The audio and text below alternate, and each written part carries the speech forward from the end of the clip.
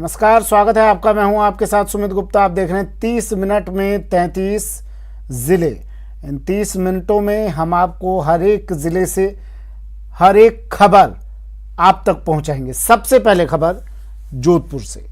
जोधपुर में झंडा लगाने पर हुए विवाद में पत्थरबाजी का सीसीटीवी सामने आ गया है, जिसमें दो पक्षों के लोगों के बीच पत्थरबाजी की जा रही है, जिसके बाद पुलिस ने हल्का बल प्रयोग किया।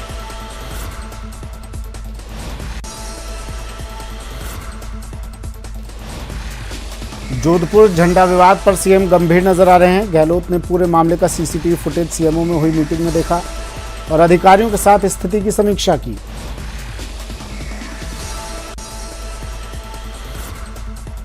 जयपुर में बीती देर रात को एक एग्रीकल्चर कारोबारी के घर में डकैती की वारदात हुई। ये वारदात घर में रहने वाले 5 घरेलू नौकरों ने अपने 6 साथियों के साथ मिलकर की। इसके अलावा परिवार वालों को बंधक बनाकर मारपीट भी की। पुलिस ने मामले में लूटी गई कार को पुलिस ने अजमेर रोड पर 200 फीट बाईपास पर बरामद किया। 5 घरेलू नौकर थे और उनके अलावा कुछ उनके साथी बाहर से आए। उन्होंने मारपीट करके और उनके यहाँ पर रुपए और कुछ ज्वेलरी ले जाने की वारदात करी। कितने नौकर थे? वेरिफिकेशन करवाया था क्या? कभी घटना है ये रात को लगभग 8:30 पौने 9 बजे के बीच ये घटना हुई, जो उन्होंने कुछ समय तक वहाँ पर करी। जयपुर में विप्रो फाउंडेशन के जयपुर में बनने जा रहे सेंटर फॉर एक्सीलेंस भवन का निर्माण कार्य परशुराम जन्मोत्सव से विधिवत प्रारंभ हो गया। इस अवसर पर महाआरती का भी आयोजन रखा गया, जिसमें मुख्य अतिथि के रूप में नेपाली मारवाड़ी ब्राह्मण सेवा संघ के पूर्व अध्यक्ष ओम प्रकाश जोशी थे। जोशी ने इस अवसर पर भवन के लिए 11 लाख और शिक्षा निधि के लिए 1 लाख रुपए देने की घोषणा भी की। महाआरती के बाद जयपुर ग्रेटर के जिला अध्यक्ष मनोज पांडे के नेतृत्व में जिला कार्यकारिणी का शपथ ग्रहण हुआ।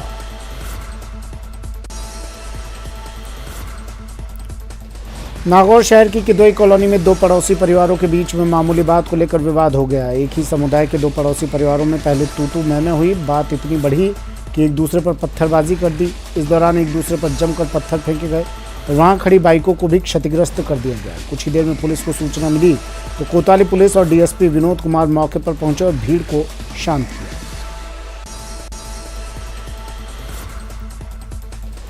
डूंगरपुर जिले के कोतवाली थाना पुलिस ने रात्रि के समय में वाहनों पर पथराव कर वाहनधारियों को लूटने वाले गिरोह का खुलासा किया। मामले में पुलिस ने गिरोह के 4 सदस्यों को गिरफ्तार किया है। तो पुलिस तुरंत मौके पर 7-8 व्यक्ति को गिरफ्तार करके लाई और धारा थाने पर लाकर की प्रकरण दर्ज कर अनुसंधान किया। बाद अनुसंधान के प्रकरण में ब्राह्मणों के आराध्य देव भगवान परशुराम जन्मोत्सव डूंगरपुर जिले में धूमधाम से मनाया गया। शहर से लेकर गांव में कई धार्मिक कार्यक्रम हुए। पुनाली में मूर्ति स्थापना हुई तो वहीं कई गांवों में शोभा यात्रा और महाआरती के कार्यक्रम में बड़ी संख्या में लोग उमड़े।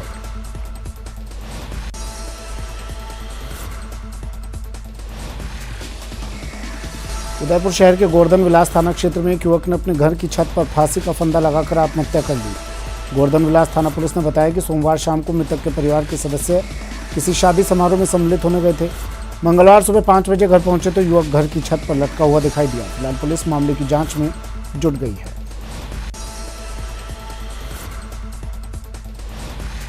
अजमेर के किशनगढ़ में अज्ञात बदमाशों ने हथियारों की नोक पर मार्बल व्यापारी के साथ लूट की वारदात को अंजाम दिया।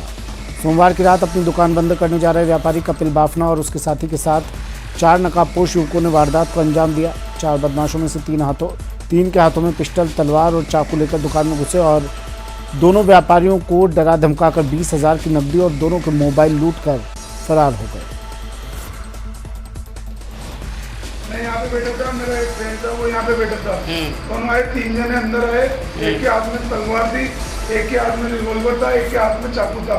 तीनों ने कहा पैसे निकालो फटाफट। ये थैला था, ये थैले इन्होंने यूं बिखेर दिया, पैसा नहीं मिला। वो हमारी तलाश लेना है। मैंने पैसे लिया, मैं मुनीम आदमी हूँ, यही पैसे है मेरे पास। फिर वो पैसा और अगले के पर्स निकाल के उसमें पैसे लेके हमारा शटर डाउन करा और भग गए। कितने लोग थे? 3 जने थे, एक बाहर था। सीकर में हनी ट्रैप का बड़ा मामला सामने आया है। यहां के खाटू श्याम जी में स्थानीय पुलिस ने कार्रवाई करते हुए हनी ट्रैप के मामले में 3 महिलाओं को गिरफ्तार किया है। ये तीनों महिलाएं अब तक कई लोगों को हनी ट्रैप में फंसाकर ठगी कर चुकी हैं। बताया जा रहा है कि इस गिरोह की सरगना एक बुजुर्ग महिला है जो बावरिया गिरोह की सदस्य हैं। पुलिस के मुताबिक उन्हें खबर मिली थी कि राम सिंह नाम के व्यक्ति को झूठे केस में फंसाने की धमकी देकर रुपए ऐंठे जा रहे हैं। इसी सूचना पर पुलिस ने तीनों को गिरफ्तार कर लिया।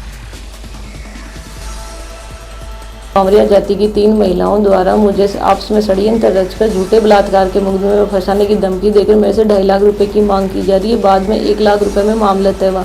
आदि रिपोर्ट पर जांच शुरू की गई। प्राप्त रिपोर्ट पे बावरिया जाति की 3 महिलाएं प्रेम देवी निवासी बधाल, नारंगी देवी निवासी सुंदरपुरा, सुमन निवासी धीरजपुरा चैनपुरा, उक्त तीनों महिलाओं को परिवादी से प्राप्त रकम के साथ कन्या पाठशाला खाटू श्याम जी के पास गिरफ्तार किया गया, जिनसे परिवादी से प्राप्त 1 लाख रुपए की रकम बरामद की गई। वापसी पर प्रकरण दर्ज कर अनुसंधान किया गया। झालावाड़ के झालरापाटन में एक युवक युवती ने प्रेम प्रसंग के चलते जहर खाकर जान देने की कोशिश की। दोनों बेहोशी की हालत में खेत में पड़े होने की सूचना पर महिला थाना पुलिस मौके पर पहुंची और दोनों को उठाकर झालावाड़ के जिला एसआरजी अस्पताल लाकर भर्ती कराया, जहां उनका उपचार जारी है।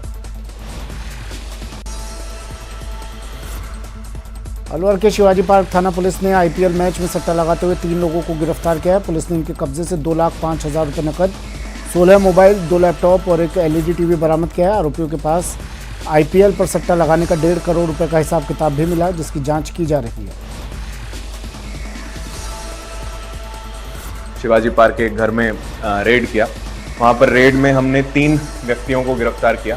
उन 3 व्यक्तियों के पास ऑन द स्पॉट जिस दौरान मैच चल रहा था राजस्थान रॉयल्स और कोलकाता नाइट राइडर्स का, उस मैच के दौरान वो बैटिंग करवा रहे थे लोगों से, उनके पास फोन्स आ रहे थे। कुल 16 मोबाइल उनके पास से मिले।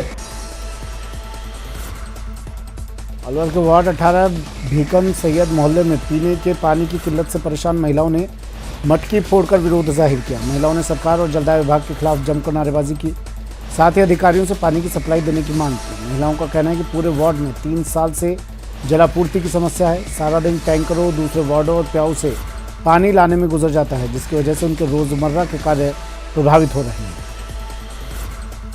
पानी नहीं आता, 3 साल हो चुके हैं। बार बार जाते हैं, आश्वासन मिल जाता है,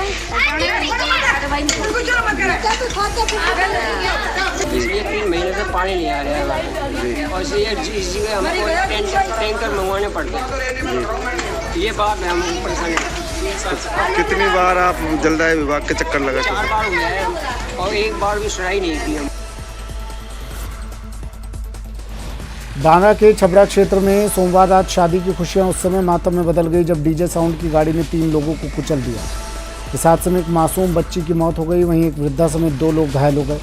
मृतका की दादी पुष्पाबाई की स्थिति गंभीर होने से प्राथमिक इलाज कर बांदा रेफर कर दिया गया। वहीं एक अन्य घायल धूलीलाल का छबरा चिकित्सालय में उपचार जारी है। इस घटना से परिवार में चल रही खुशियां अचानक से मातम में बदल गई। धौलपुर शहर के सदर थाना क्षेत्र धौलपुर के गांव भगपुरा में अज्ञात कारणों से मंगलवार को आग लग गई। आग से लाखों रुपए का नुकसान हो गया। आग में 2 भैंसों की जलने से मौत हो गई। इसके अलावा आग से घर में रखा भूसा, अनाज, कपड़े, राशन भी जलकर राख हो गए।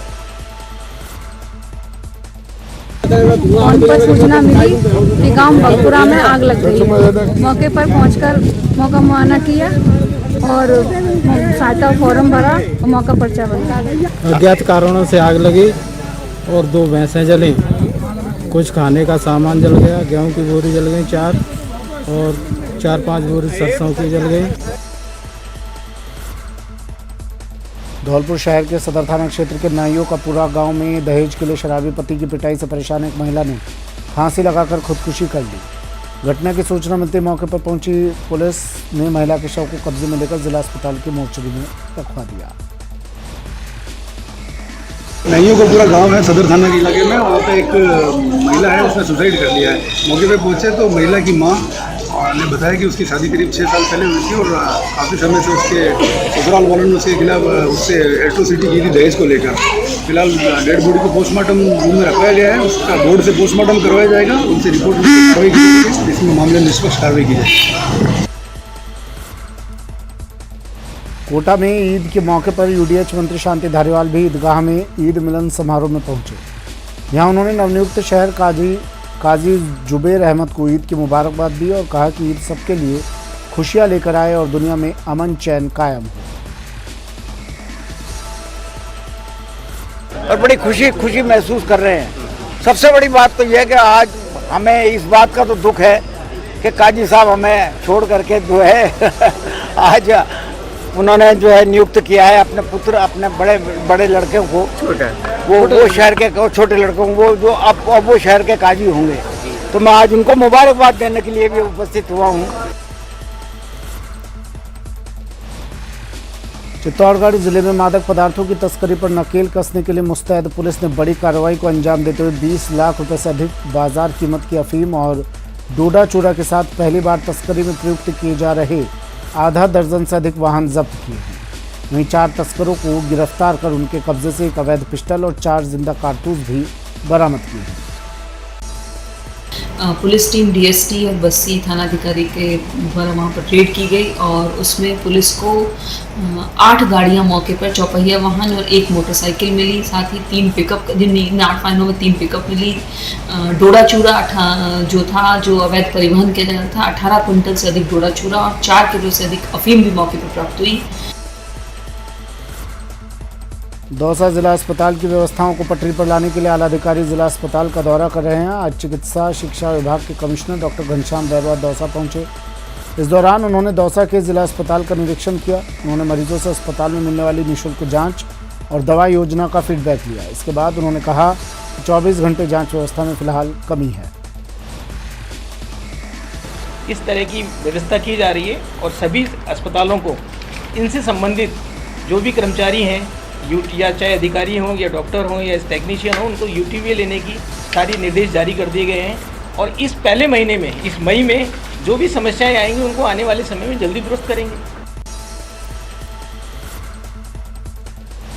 श्रीगंगानगर के सूरतगढ़ में नेशनल हाईवे पर एक ट्रैक्टर के पलट जाने से उस पर सवार 30 वर्षीय युवक की दर्दनाक मौत हो गई। जानकारी के अनुसार भगवानगढ़ गांव का निवासी कुलदीप ट्रैक्टर लेकर अल सुबह कृषि कार्य करने के लिए खेत की ओर जा रहा था कि हाईवे पर ट्रैक्टर के पलट जाने से कुलदीप की मौत हो गई।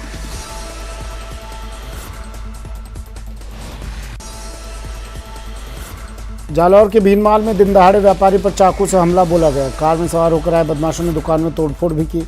बदमाश लूट के इरादे से आए थे। पूरी वारदात सीसीटीवी में कैद हो गई।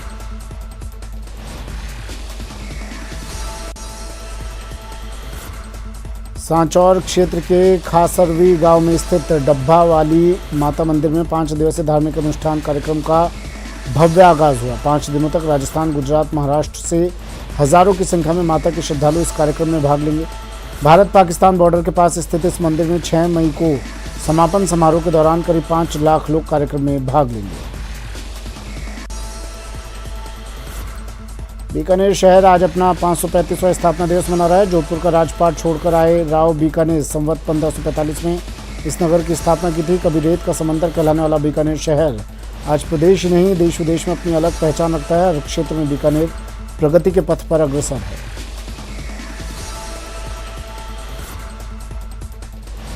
मथेरी समाज ने 1980 में चंदा बनाना बंद कर दिया था।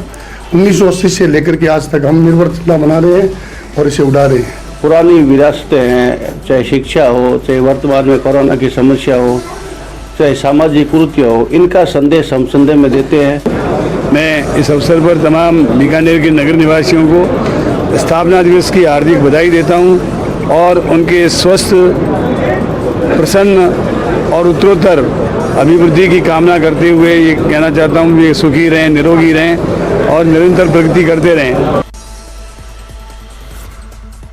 बूंदी शहर के लंका गेट इलाके में पुरानी धान मंडी रोड पर खुली शराब की दुकान बंद कराने की मांग को लेकर आज लोगों ने सड़क जाम कर प्रदर्शन किया।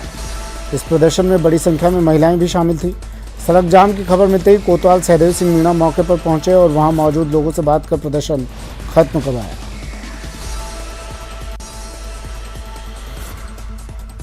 पूर्वी आरपीसी को राष्ट्रीय परियोजना घोषित करने की मांग अब जोर पकड़ने लगी है। मंगलवार को पूर्वी राजस्थान नहर परियोजना किसान संघर्ष समिति से जुड़े किसानों ने प्रधानमंत्री नरेंद्र मोदी के नाम कलेक्टर को ज्ञापन सौंपा। ज्ञापन में बताया कि उत्तरी पूर्वी राजस्थान के 13 जिलों में पानी और सिंचाई की गंभीर समस्या बनी हुई है।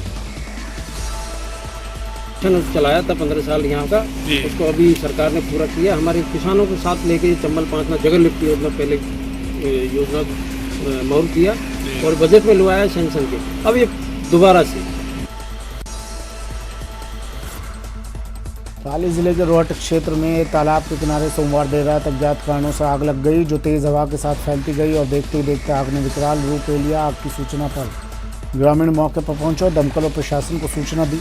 देर रात तक दमकल के नहीं पहुंचने पर ग्रामीण अपने स्तर पर ही आग बुझाने का प्रयास करते रहे।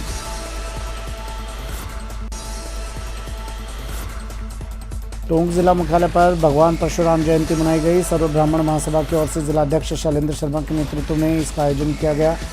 इसी के साथ भगवान परशुराम जन्मोत्सव सप्ताह का भी समापन हुआ।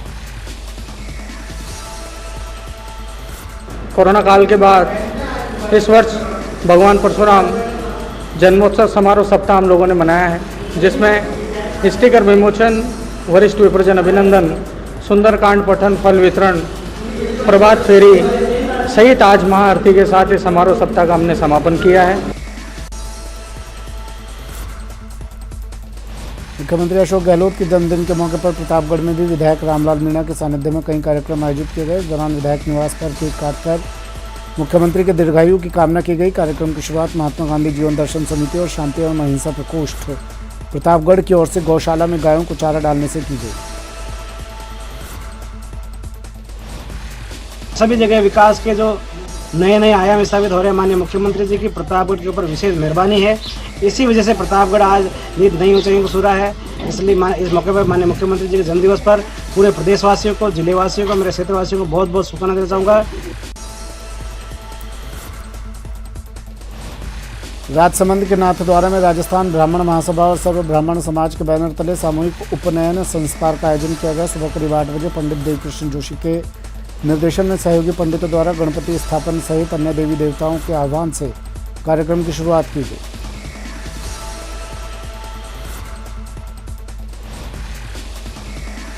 सभी लोकतंत्र का मतलब ये होता है, अलग अलग राजनीतिक पार्टियां अपनी विचारधारा के आधार पर जनता के बीच में जाती है, मत लेती है। जिस पार्टी का बहुमत बनता है वो नीति बनाकर देश का निर्माण करती है। अब उस व्यवस्था के अंतर्गत समाज को आगे बढ़ने का काम करना है, ये एक बहुत बड़ी चुनौतीपूर्ण काम है। झुंझुनू में आज ईद का त्यौहार हर्षोल्लास के साथ मनाया गया। सबसे पहले शहर काजी सफीउल्लाह सिद्दीकी ने मुस्लिम भाइयों को ईद की विशेष नमाज अदा करवाई और नेकी के रास्ते पर चलते हुए ज़रूरतमंदों की मदद का आह्वान किया। नमाज अदा करने के बाद सभी ने एक दूसरे को बधाई दी। वहीं मुस्लिम भाइयों को मुबारकबाद देने के लिए परिवहन मंत्री बृजेंद्र ओला, कलेक्टर लक्ष्मण सिंह कुड़ी और एसपी प्रदीप मोहन शर्मा भी ईदगाह पहुंचे। रमज़ान के पवित्र महीने की पूरा करने के बाद आज ईद का मुबारक भी दिन आया है। पूरे महीने हमारे मुस्लिम भाइयों ने बहुत शिद्दत से अपने रोज़े रखे और अपनी प्रार्थना करी मालिक से। आज उसके परिणाम स्वरूप ईद के दिन पर मैं मेरे सभी मुस्लिम भाइयों को बहुत बहुत मुबारकबाद देता हूँ। भरतपुर में ईद का त्यौहार धूमधाम से मनाया गया। कुम्हेर गेट स्थित ईदगाह में मुख्य नमाज अदा की गई, जिसमें सैकड़ों मुस्लिम भाइयों ने अमन चैन की दुआ मांगी। ईदगाह में सुबह से ही मुस्लिम भाइयों की भीड़ जुटना शुरू हो गई थी और ईदगाह के बाहर मेले जैसा नज़ारा था। ईद की नमाज है, ये हमारा एक त्यौहार है और ये हमारे जब से चला आ रहा है और अल्लाह रब्बुल इज़्ज़त का बड़ा एहसान है कि अल्लाह रब्बुल इज़्ज़त ने आज 2 साल बाद हमें ये नमाज अदा करने का मौका मिला है। 2 साल लॉकडाउन की वजह से नमाज अदा नहीं हो सकी थी, इसलिए मैं आप सभी हजरात ईद मुबारक कहता हूँ। ईद की नमाज से पहले बांसवाड़ा शहर के पाला में अंजुमन इस्लामिया जामा मस्जिद से बांसवाड़ा शहर में निकाला गया जुलूस। अंजुमन इस्लामिया की परंपरा के मुताबिक हर साल एक बड़ा जुलूस निकाला जाता है।